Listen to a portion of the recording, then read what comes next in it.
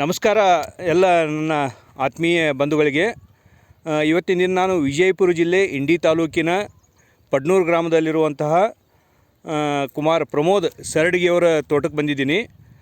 ಇವರು ಬದನೆ ಗಿಡಕ್ಕೆ ನಮ್ಮ MLC ಪ್ರಾಡಕ್ಟನ್ನು ಬಳಕೆ ಮಾಡಿದ್ದು ಅದ್ಭುತವಾದ ರಿಸಲ್ಟ್ ಬಂದಿರೋದನ್ನು ನಾವು ಇಲ್ಲಿ ನೋಡ್ತಾ ಇದ್ದೀವಿ.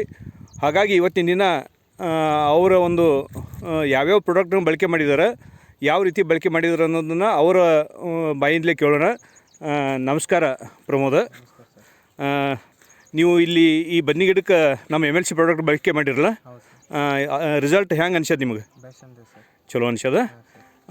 ಮುಂದೆ ಏನೇನು ಬಳಕೆ ಮಾಡಿರಿ? ಈಗ ಒಂದು ಸಾರಿ ಇದು ಮಾಡಿದೆ ಸರ್, ಬ್ರಹ್ಮಾಸ್ತ್ರ. ಎಷ್ಟು? 2 ಸಲ ಬ್ರಹ್ಮಾಸ್ತ್ರ ಮಾಡಿರಿ.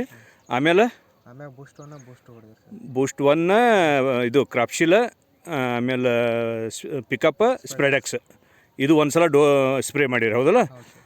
ಈಗ ಬ್ರಹ್ಮಾಸ್ತ್ರ ಫಸ್ಟ್ ಟೈಮ್ ಯಾವಾಗ ಹೋಳಿ ಹುಣ್ಣಿಮೆ ದಿನ ಮಾಡಿದ್ರಲ್ಲ ನೀವು, ಆಮೇಲೆ ಯುಗಾದಿ ಅಮಾವಾಸ್ಯೆ ದಿನ ಈ ಬ್ರಹ್ಮಾಸ್ತ್ರ ಮಾಡಿದ್ರಿ. 2 ಸಲ ಬ್ರಹ್ಮಾಸ್ತ್ರ ಮಾಡಿರಿ.